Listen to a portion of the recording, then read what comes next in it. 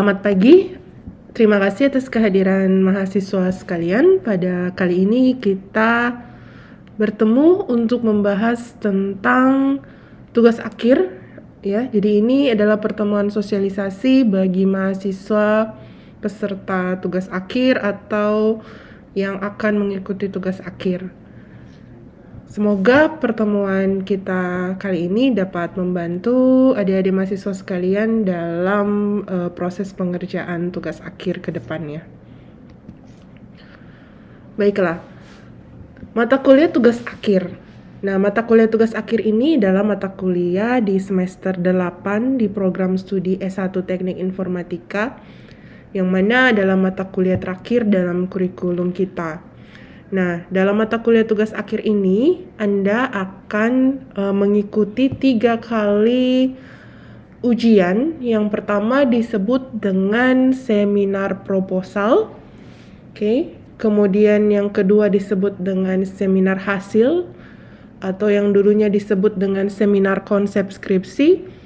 Dan yang ketiga itu disebut ujian akhir atau sidang sarjana. Nah, ini adalah 3 kali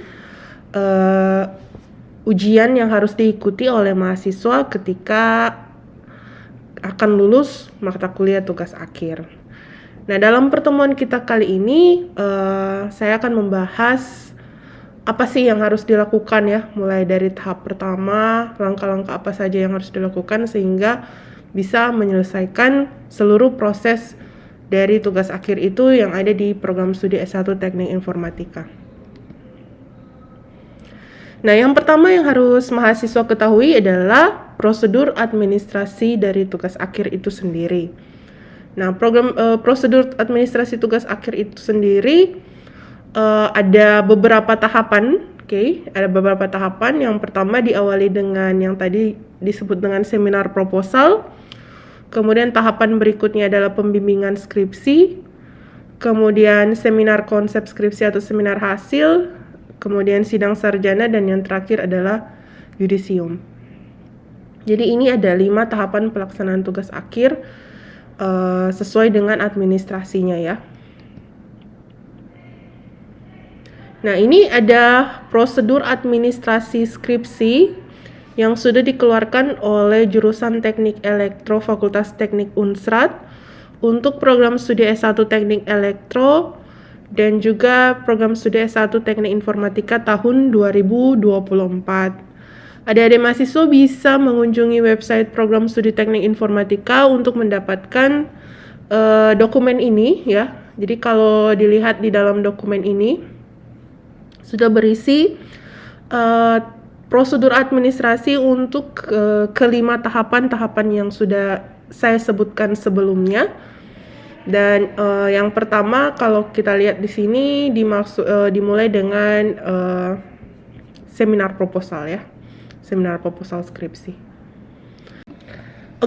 Untuk bagian yang pertama itu yang kita sebut dengan seminar proposal skripsi.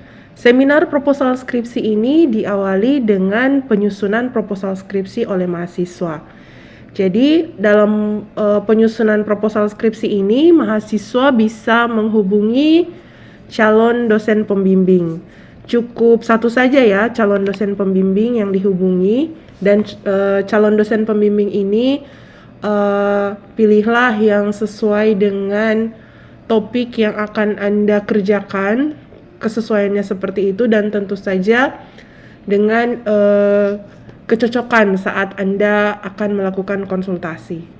Jadi sudah sampai di seminar proposal ya. Jadi kalian hanya perlu satu orang dosen saja untuk seminar proposal. Nanti dosen yang kedua itu akan ditentukan oleh program studi. Mungkin ada yang tanya, Enci, dosennya bilang ada kuota. Jadi untuk sebagai info, di program studi Teknik Informatika, dosen-dosen pembimbing itu punya kuota bimbingan. Masing-masing dosen punya kuota bimbingan 16 mahasiswa paling maksimal. 16 mahasiswa baik itu sebagai pembimbing satu ataupun pembimbing dua. Jadi totalnya 16 mahasiswa. Jadi semua yang lagi aktif sekarang, bukan hanya angkatan 2020 ataupun 2019, tapi semua yang aktif sekarang sedang tugas akhir, itu totalnya masing-masing dosen hanya bisa membimbing maksimal 16. Nah, status sekarang untuk dosen-dosen di teknik informatika memang semua antara sudah full atau tinggal satu atau tinggal dua lagi sudah mau full ya itu. Jadi pengecualian untuk semester ini silahkan kalian hubungi dosen. Tentu saja akan dipertimbangkan lagi jika mungkin ada satu dosen yang sebanyak sekali DP bimbingan ya tentu saja akan didistribusikan ke dosen lain ya, akan didistribusikan ke dosen lain. Jadi banyaknya mahasiswa bimbingan eh, apa ya sesuai batas kewajaran lah, sesuai batas kewajaran. Karena mungkin juga di bulan Juli ada banyak angkatan 2020 yang akan sidang toh, yang akan sidang berarti kan bimbingannya eh, sudah mau berakhir sehingga dosen-dosen yang lain boleh mengambil bimbingan yang baru. Seperti itu. Tapi mungkin sebagai informasi bahwa ada kuota ya bagi dosen pembimbing untuk membimbing skripsi mahasiswa. Jadi kalau ada pertanyaan boleh dicatat dulu, nanti boleh ditanyakan nanti di akhir sosialisasi. Kita next dulu. Nah, kalau kalian sudah punya judul, silakan melakukan registrasi di portal Inspire, bagian seminar menu skripsi, kemudian seminar proposal, dan silakan upload laporan proposal yang sudah ditandatangani calon dosen pembimbing pada portal Inspire. Ya, itu jadi yang akan diproses adalah mahasiswa yang mendaftar di situ. Kecuali yang sudah dijadwalkan. Yang sudah dijadwalkan tidak perlu mendaftar di portal Inspire karena kalau kalian baca SOP seminar proposal adalah yang ikut seminar proposal itu yang sudah lulus 125 SKS, sudah ikut KKT, sudah atau sedang mengontrak ya, atau yang ikut magang atau sedang mengontrak itu yang boleh ikut seminar proposal. Tapi kalau mahasiswa yang dijadwalkan itu akan didaftarkan di portal Inspire jika status Anda sudah memenuhi yang tadi itu. Jadi nggak perlu daftar sekarang. Kecuali mahasiswa yang mau daftar seminar proposal jalur biasa yang tidak terjadwal, yang namanya nggak ada di Incip Surat situ, ada seminar proposal juga. Nanti itu pendaftarannya seperti biasa lewat portal Inspire. Seperti itu ya informasinya. Jadi kalau yang ada di Incip Surat yang mata kuliah riset tidak perlu mendaftar di portal Inspire, tapi nantinya jika syarat Anda sudah terpenuhi baru akan diarahkan untuk mendaftar di portal Inspire. Seperti itu ya. Oke. Nah, pelaksanaan seminar. Kalau seminar proposal itu biasanya masing-masing mahasiswa diberikan waktu durasi 30 menit. Nanti di dalam ruangan ada 5 orang dosen penguji. Yang satunya itu adalah calon dosen pembimbing, yang empatnya lagi itu dosen penguji. Oke, jadi ada 5 orang yang akan menguji dalam durasi 30 menit. Di mana 5 menit itu kalian akan persiapkan untuk presentasi ya. Presentasi itu eh, durasinya itu minimal sekitar 5 menit lah, 5 sampai 10 menit untuk presentasi. Tunggu sebentar.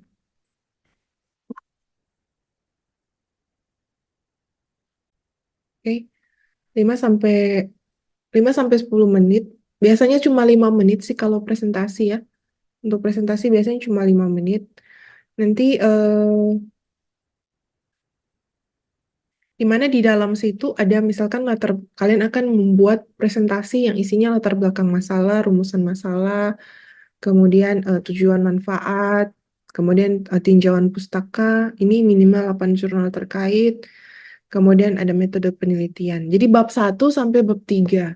bab 1 sampai bab 3 ini. Dan diskusi tanya jawab sekitar 20 menit. Kalau lihat DP durasi sekitar 10 menit Encik udah taruh di sini. Tapi sebenarnya kalau dalam prakteknya biasanya cuma 5 menit so selesai untuk presentasi. Lebih banyak fokus kalau untuk untuk presentasi di bab 1. Bab 1. Jadi so belajar tuh di riset baking proposal. Jadi kalau di proposal itu bab 1, bab 2, bab 3. Oke. Nah, dalam proposal ini ada penilaian dari 5 orang dosen. Oke, setelah kalian melakukan seminar, ada penilaian. eh, dari penilaian tersebut akan ditetapkan apakah mahasiswa tersebut bisa lanjut mengerjakan ya, bisa lanjut mengerjakan. Ada di sini nah ya. Ini. Oke, bisa lanjut mengerjakan, maka kalian masuk kategori proposal diterima, dapat dilanjutkan dalam tahap pembimbingan skripsi, sehingga akan diterbitkan yang namanya SK1, SK Seminar Proposal. Oke, dan dilanjutkan dengan penerbitan SK2, yaitu SK Penetapan Judul dan Dosen Pembimbing Skripsi. Jadi saat seminar proposal bisa saja ada misalkan koreksi judul yang sifatnya minor ya, minor revision. Nah, kalau sifatnya minor, misalkan, kata rancang bangun tidak usah dimasukkan dalam judul contoh ya, contoh. Maka hasil revisi judul itu akan ditetapkan dalam satu dokumen resmi yang namanya SK Penetapan Judul, dan kemudian dosen pembimbing itu setelah ditentukan oleh program studi akan masuk juga di dalam SK Dosen Pembimbing Skripsi sini. Jadi yang dalam SK1 ini, yang ada di dalam SK1 ini adalah judul proposal dan itu 5 dosen penguji. 5 dosen penguji proposal yang hadir saat kalian proposal. Kalau yang dalam SK2 ini hanya ada 2 dosen pembimbing yang sudah ditetapkan sebagai pembimbing tugas akhir. Ya, itu ya. Dan judulnya apa? Judul kalian itu apa? Nah, baru kemudian ada juga pilihan yang kedua, yang mana proposal itu ditolak. Nah, ini yang Encik bilang ada remedial, yaitu mahasiswa diberikan waktu sekitar 2 minggu untuk memperbaiki usulan proposalnya berdasarkan masukan. Jadi nanti dosen-dosen saat menilai mungkin ada masukan yang diberikan saat secara lisan, saat presentasi kalian diberikan secara lisan, ataupun ada yang secara tertulis diberikan, itu yang harusnya diperbaiki ya, seperti itu. Jadi bisa saja perubahan judul, misalkan, judul ini tidak layak jadi tugas akhir, Anda harus mengganti judul, berarti harus ada judul baru yang harus diajukan ya saat ikut seminar remedial. Ataupun hanya misalkan, ini judul Anda teknologinya tidak sesuai, jadi mungkin ada tadinya mungkin contohnya berbasis website, mungkin nanti akan buat berbasis mobile. Nah, itu kan harus ganti lagi tuh DP proposal. Yang paling tidak diterima saat seminar proposal itu kalau judul itu pernah ada. Nah, sudah pernah dibuat sebelumnya oleh mahasiswa teknik informatika sebagai judul skripsi. Nah, bagaimana caranya kalian untuk menghindari hal itu? Encik sudah posting di website teknik informatika. Tunggu, Encik kasih lihat nih. Orang kalau buka websitenya teknik informatika itu ada di situ dia DP judul skripsi.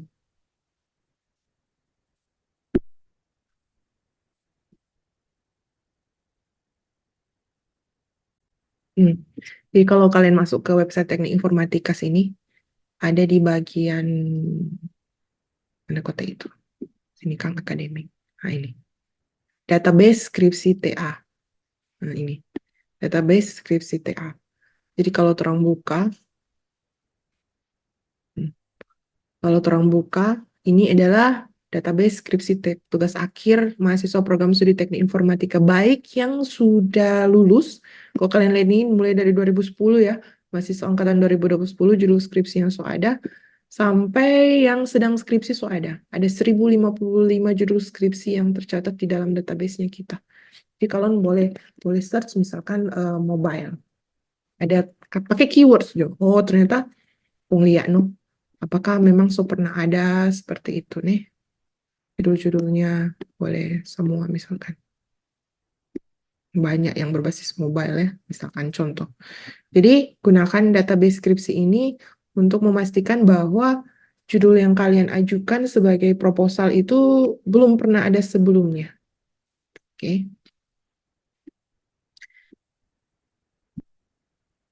Orang lanjut.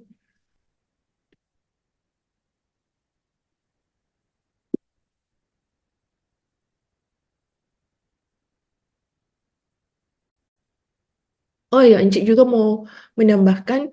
Jadi kalau misalkan kalian lihat di database, judulnya mungkin tidak sama persis, tapi kadang-kadang ada yang isinya seperti yang akan kalian usulkan. Jadi boleh kalau skripsi itu selesai, mahasiswanya sidang, biasanya dorang ada publikasi jurnal.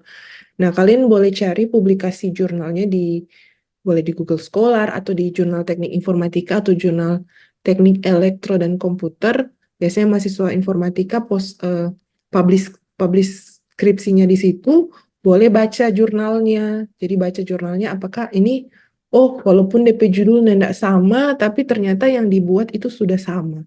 Itu. Sehingga kalian akan terhindar yang namanya proposal ditolak.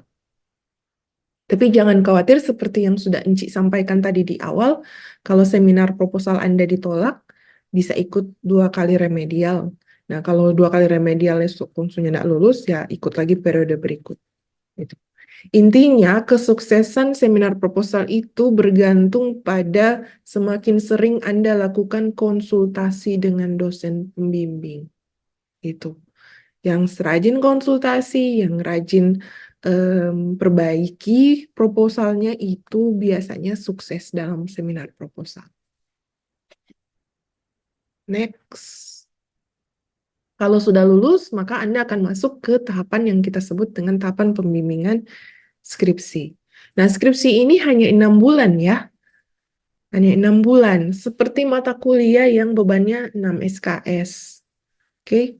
Nah, ini jadi kalian anggaplah skripsi ini sebagai mata kuliah yang cuma 6 SKS. Artinya bisa diselesaikan dalam waktu 6 bulan.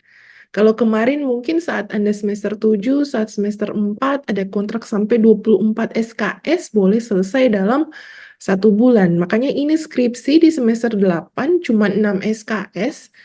Tidak masuk akal kalau lewat dari 1 semester pengerjaannya itu.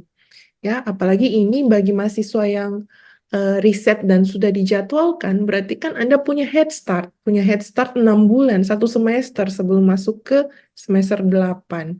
Jadi bisa saja ada yang nanti semester 7 sudah selesai, atau mungkin di di bulan Februari atau Maret sudah selesai, seperti itu.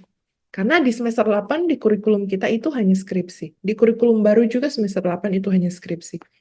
Jadi proses pembimbingan itu sebenarnya dilakukan selama 12 minggu atau lebih cepat.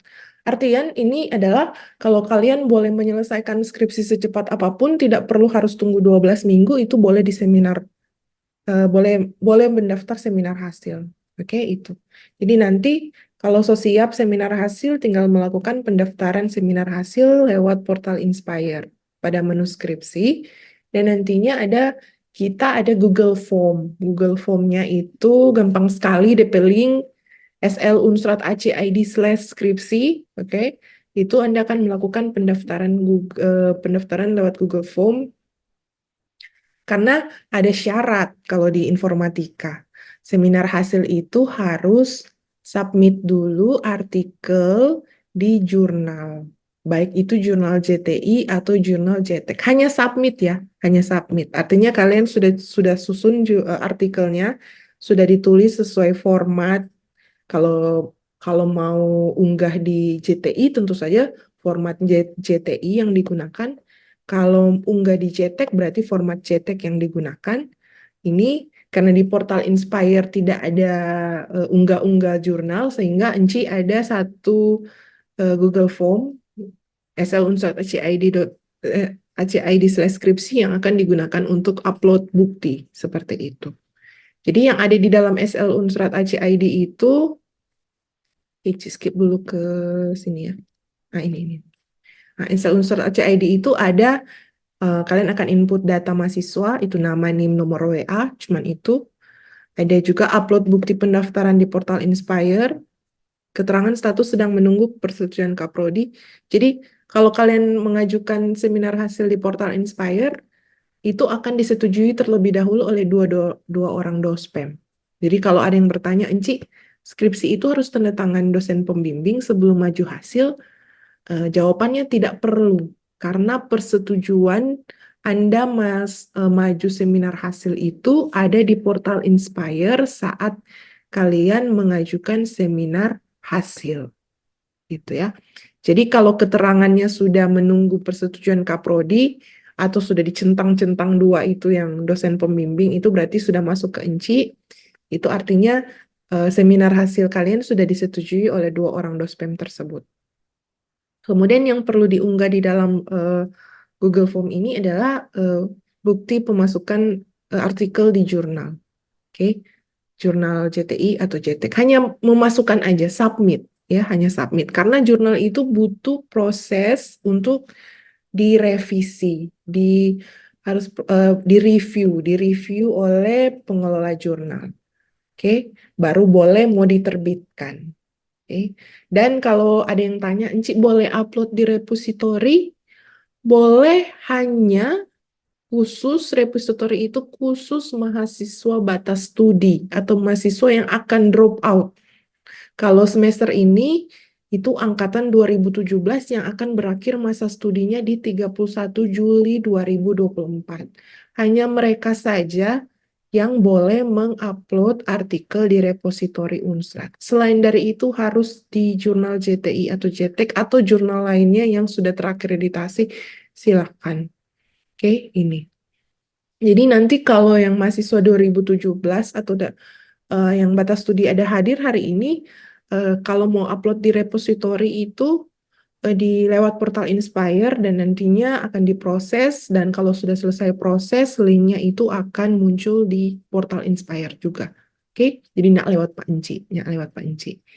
Ini Pak repository. Walaupun tentu saja yang angkatan 17 ini kalau mau jurnal juga nggak masalah. Gitu. Tidak harus repository juga. Nah, di dalam portal Inspire itu ada yang namanya fitur bimbingan skripsi. Jadi kalian boleh chatting, sebenarnya chatting dengan dua orang dosen pembimbing. Jadi kalau lihat di slide sini ada Enci kasih lihat contoh dosen pembimbing skripsinya Enci dan satu Enci, yang satunya Benar Aldo. Nah, kita punya chat room yang bisa sebenarnya kalian boleh chatting di situ ya, boleh ketik pesan, chatting, nanti diterima oleh Benar dan Enci satu kali. Boleh kelihatan Benar Aldo udah suruh apa, Enci udah suruh apa, dan bisa mengunggah skripsi laporannya di sini kelihatan riwayat unggahnya kapan itu. Kalau ada revisi-revisi, jadi kelihatan sebenarnya di sini prosesnya. Walaupun mungkin kalau kalian, dosen pembimbing kalian lebih nyaman menggunakan media yang lain juga tidak masalah ya. Tapi di dalam portal Inspire sudah tersedia fitur untuk pembimbingan skripsi yang bisa digunakan untuk proses pembimbingan skripsi ini. Nah, tadi Enci ada bilang tentang jurnal. Oke, ini ada mungkin langkah-langkah untuk penerbitan jurnal. Jadi yang pertama, step one, memilih jurnal. Kunjungi website JTI atau JTEK dan membaca author guideline. Jadi tidak ada lagi ya pertanyaan ke Enci lah, misalkan, Enci bagaimana sih caranya mau upload jurnal di artikel ke jurnal JTI atau JTEK. Jadi silakan ke websitenya saja dan kalian baca author guidelines. Di situ sudah jelas sekali cara bikin akun bagaimana, cara upload artikelnya seperti apa, so jelas di situ.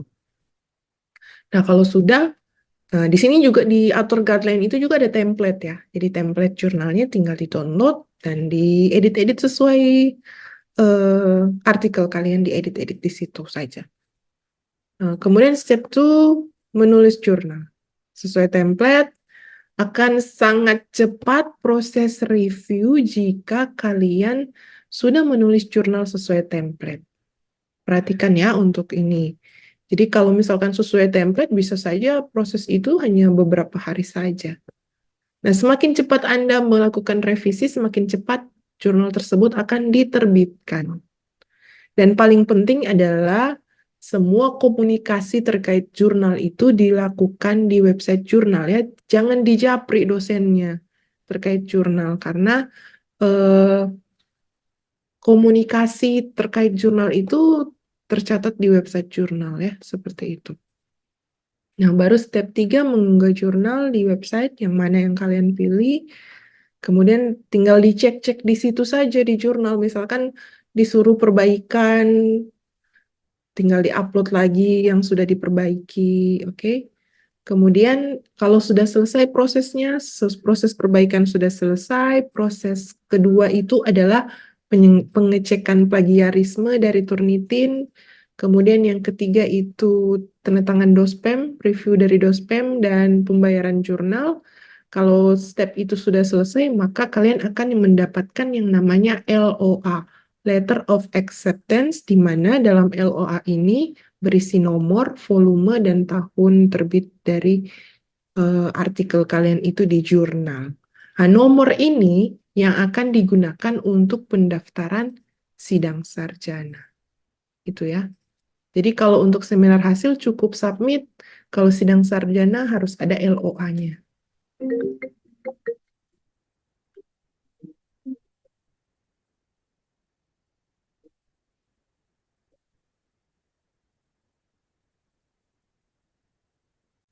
Oke, lanjut. Selanjutnya ini sudah. Oke, jadi kalau sudah seminar hasil dilaksanakan, ini ada prosedur seminar sebelum 30 menit hadir sebelum seminar, ada dress code-nya, kemeja putih, bawahan hitam, kemudian menyiapkan file presentasi, demo aplikasi, dan laporan skripsi berbentuk hard copy, gitu ya. Nah, kalau sudah selesai seminar hasil itu ada berita acara, di mana dalam berita acara itu ada tiga kesimpulan. Tiga kesimpulan. Yang pertama adalah laporan hasil skripsi diterima dan dapat dilanjutkan pada ujian komprehensif atau sidang. Nah, kalau Anda dianggap bisa langsung sidang dalam hari itu juga bisa ya. Oke, jadi habis seminar hasil langsung disidangkan, boleh. Artinya dapat kesimpulan nomor 1 itu ya, langsung disidangkan, boleh. Kemarin ada angkatan 2020 seperti itu, setelah seminar hasil dan setelah hasil dari seminar itu, komisi penguji bilang bahwa dia bisa langsung disidangkan, cuman tunggu 10 menit untuk urus administrasi, dan kebetulan juga jurnalnya sudah ada LOA, dia langsung disidangkan. Itu boleh. Boleh, jadi langsung kelar dalam 1 hari. Atau dapat pilihan yang kedua. Pilihan yang kedua itu adalah laporan hasil skripsi itu diterima dan dapat dilanjutkan pada ujian komprehensif dengan sejumlah perbaikan.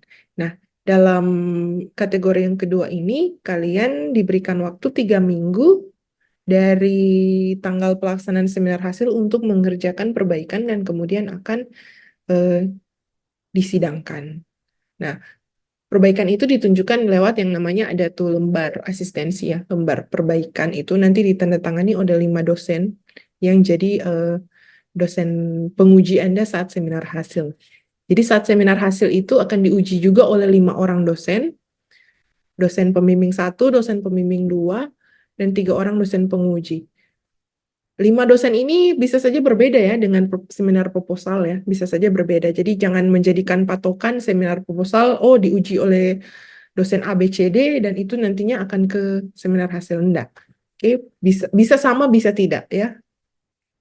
Jadi ini 5 orang dosen yang ada di seminar hasil. Tapi yang dosen yang di seminar hasil itu adalah dosen yang sama nantinya di sidang sarjana.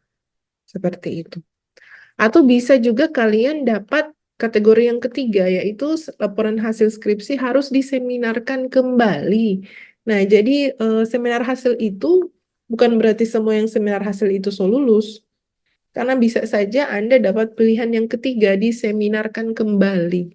Nah, seminar kembali ini diberikan waktu ya, sampai maksimal 6 minggu atau sesuai dengan tanggal yang disepakati.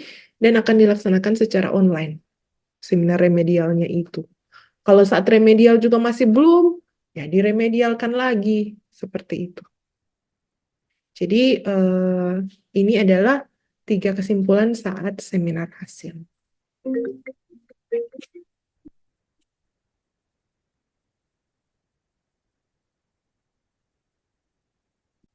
Okay, next.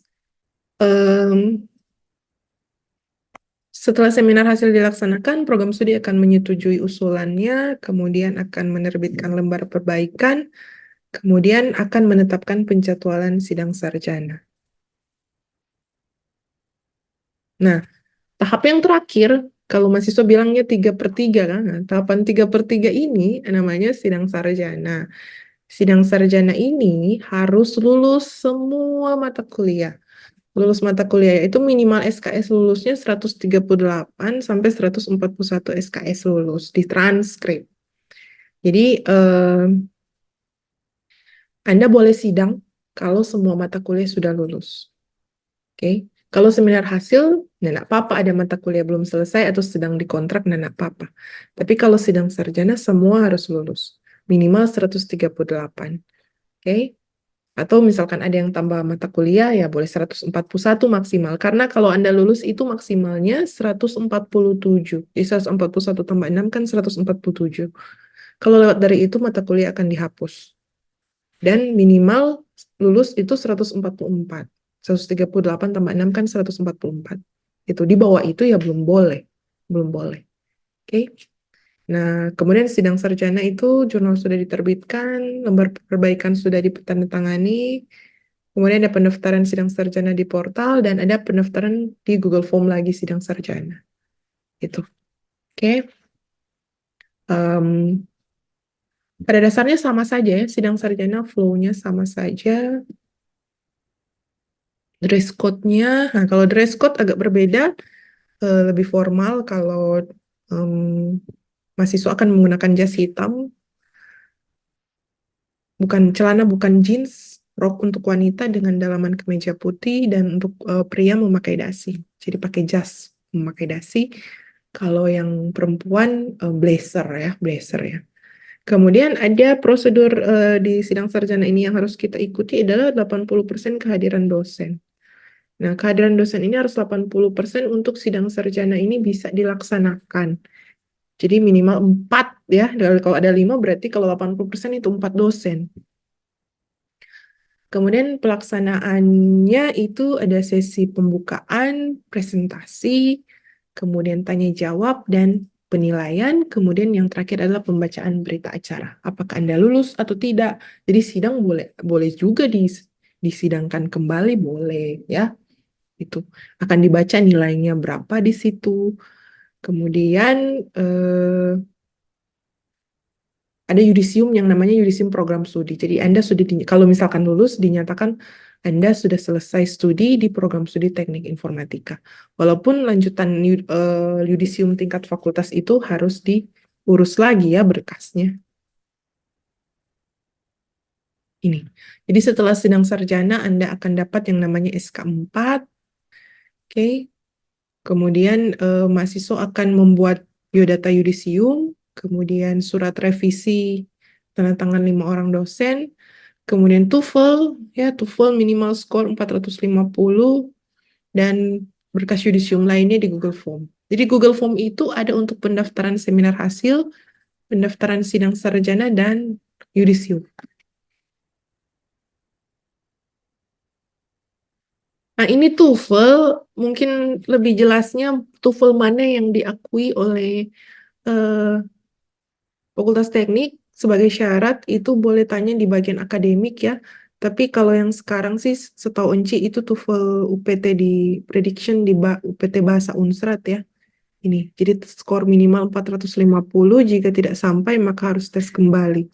Jika sudah 2 kali tes dan skor belum sampai, nggak perlu tes ulang, cukup memasukkan 2 kali tes itu saja di dalam sebagai berkas yudisium.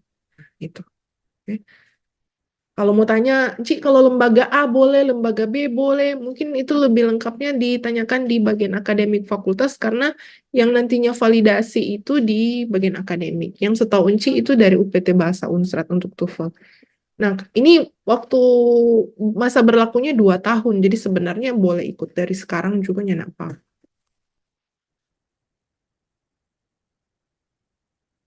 Dan untuk yudisium, pastikan data diri Anda di portal Inspire itu sudah benar ya.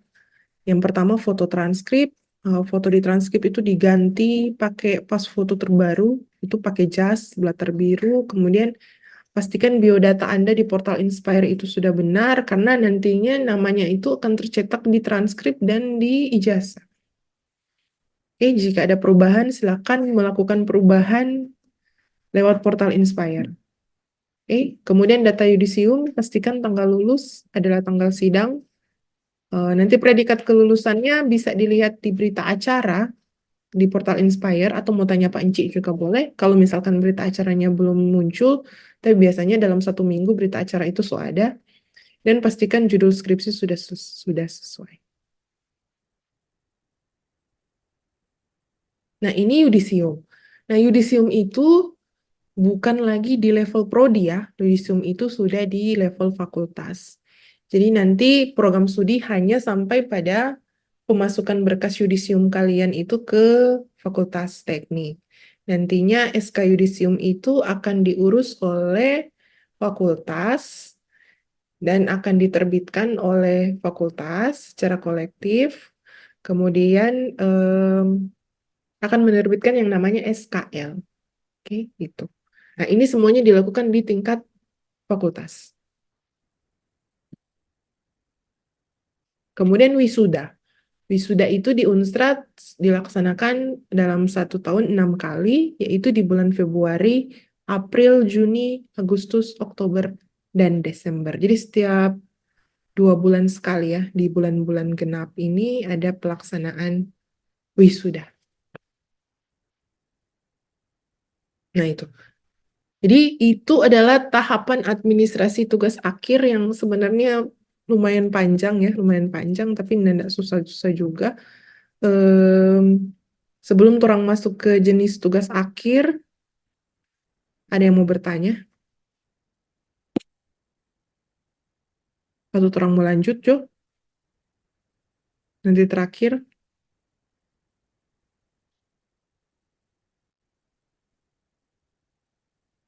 ada orang tuh ini. Nah. Jenis tugas akhir yang baru ya, yang baru muncul sekarang ini adalah, nah ini. Bentuk tugas akhir skripsi, bentuk tugas akhir prototype, dan bentuk tugas akhir project, berbasis project. Oke, jadi sekarang skripsi sudah ada 3 bentuk, yaitu yang bentuk pertama skripsi, makanya sekarang mata kuliah skripsi itu sudah ganti nama jadi tugas akhir ya. Jadi tugas akhir skripsi, tugas akhir prototipe, prototype, dan tugas akhir proyek.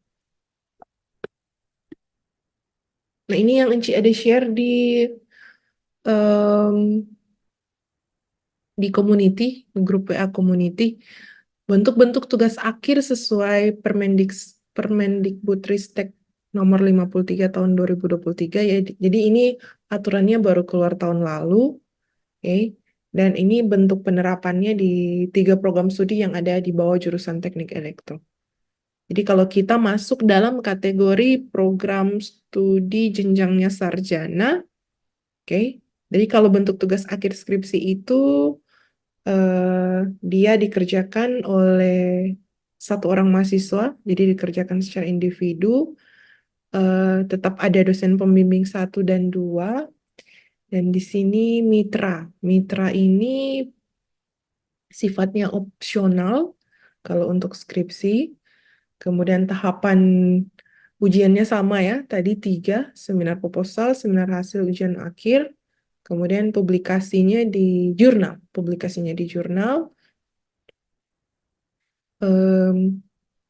Oke, kemudian bentuk yang kedua adalah prototipe. Berarti Enci akan revisi ya untuk pemasukan berkas yang nantinya di Google Form terkait dengan perubahan 3 bentuk skripsi ini. Jadi prototipe ini dikerjakan oleh satu orang mahasiswa sendiri ya, prototipenya sendiri. Kemudian ada dosen pembimbing 1 dan 2, mitranya sifatnya opsional. Namun yang berbeda dengan skripsi di sini adalah publikasinya. Hasil akhirnya itu adalah berupa haki atau paten sederhana. Oke, ini. Jadi kalau kalian akan disidangkan nanti harus sudah ada yang namanya sertifikat haki untuk boleh sidang. Kalau yang skripsi berarti yang tadi ada LOA, jurnal. Sudah bawa artikel tersebut sudah diterima. Nah, ini juga kalau yang masuk tipe yang kedua yang prototipe, kalian memasukkan yang namanya sertifikat haki atau paten. Submit, disubmit aja. Dari surat submit paten. Kemudian bentuk yang ketiga, bentuk tugas akhir yang ketiga itu adalah proyek akhir. Nah, proyek akhir ini yang berbeda dengan berdua bentuk yang sebelumnya adalah dikerjakan secara berkelompok 3 orang. Ada yang tanya, Enci boleh 2 orang? Tidak boleh. Oke, Enci boleh 1 orang? Tidak boleh. Jadi proyek itu harus 3 orang pas. Ya, ini. Jadi bentuknya 3 orang proyek, dosen pembimbing 1 dan pembimbing 2. Sama, tentu saja sama, karena luarannya kalian ini untuk proyek itu adalah 1 dokumen proyek. Jadi bukan 3 dokumen proyek, tapi 1 dokumen proyek. Nah, di sini juga kalian yang memilih proyek akhir ini adalah ada kewajiban kalian harus memiliki yang namanya mitra eksternal. Jadi mitra eksternal ini adalah bisa kalian kalau yang namanya proyek kalian akan menyelesaikan problem yang ada di mitra, ya kan, yang ada di mitra. Tentu saja tingkat kerumitannya itu ada panduannya. Panduannya masih sementara disusun di tingkat fakultas, tapi mungkin Enci secara garis besar saja ya untuk sosialisasi kali ini secara garis besar saja. Nanti mitranya contohnya kalian akan buat aplikasi kerjasama dengan Dinas Lingkungan Hidup ya. Misalkannya seperti itu. Dengan Dinas Lingkungan Hidup boleh nantinya di saat proposal akan membuat surat kerjasama awalnya, nanti akan membuat lebih formal semacam PKS ya, perjanjian kerjasama itu, dan nantinya akan ditandatangani di atas materai, oke, oleh pimpinannya seperti itu. Jadi untuk proposal cukup surat kerjasama terlebih dahulu, nanti akan ditindaklanjuti dengan yang namanya PKS jadi nanti yang tanda tangan Enci dengan pihak mitranya, seperti itu ya. Nah, nanti untuk tahapannya seminar proposal, kalau kalian masuk kategori proyek, nanti 3-3 di situ. 3-3 proposal sama-sama. Begitu juga dengan seminar hasil, 3-3 seminar hasil sama-sama. Yang berbeda adalah di ujian akhir. Ujian akhir itu sendiri-sendiri dengan 1 laporan yang sama. Itu. Jadi bukan kalian akan bagi-bagi fitur ya untuk proyek akhir. Tidak, semua mengerjakan bersama-sama karena nantinya saat evaluasi yang terakhir, saat sidang itu, saat ujian itu akan sendiri-sendiri, individual. Oke, individual. Jadi diuji 3 orang. Kerja 3 orang. Dalam 1 dokumen proyek itu ujiannya sendiri-sendiri. Karena ujian sidang itu bersifat komprehensif, pemahaman terhadap apa yang sudah dibuat. Nah, luaran dari tipe tugas akhir yang proyek ini adalah haki. Sama ya, kayak prototipe. Luarannya haki, mana kalau saat mau sidang kalian sudah submit sertifikat hakinya ataupun bukti pendaftaran paten sederhana kalau mau daftar paten. Nah, ini.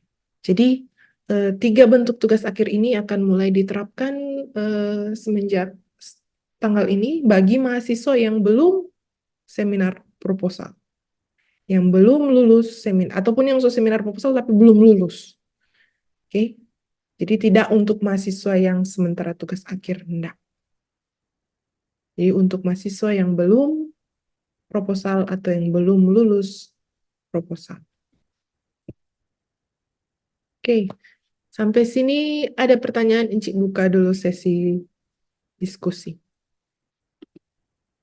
Stop dulu nih recording.